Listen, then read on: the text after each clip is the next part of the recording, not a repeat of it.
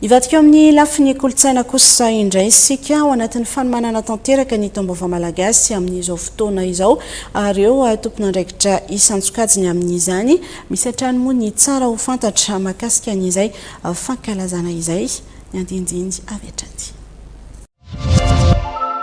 Miarahaba atsika mpanaraka ny fandarana MATV eraky Madagasikara amin'izao talata 2 aprily 2024 izao.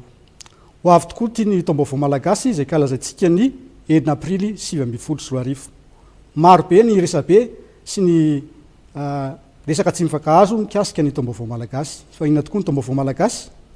Ny taom-baovao malagasy dia taom-baovao natao ho antsika malagasy tsy ankanavaka eraky Madagasikara.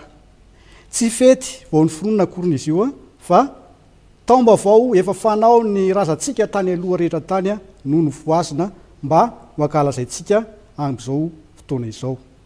Ny fomba kalazana ny taom-baovao malagasy dia azo atao tsara amin'ny fomba rehetra isamparitra fa tsy hoe araky ny fomba ny foko anankiray na fianakaviany iray na vohitra iray akory.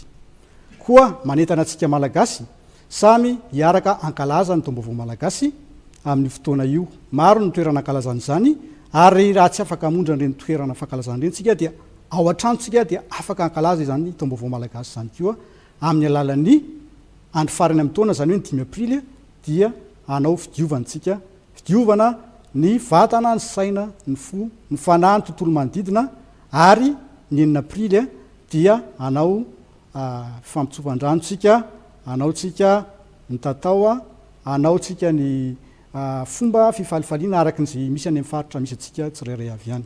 Koa dia ameriny sady ny fiarabana antsika malagasy samy hotratry ny taom-baovao malagasy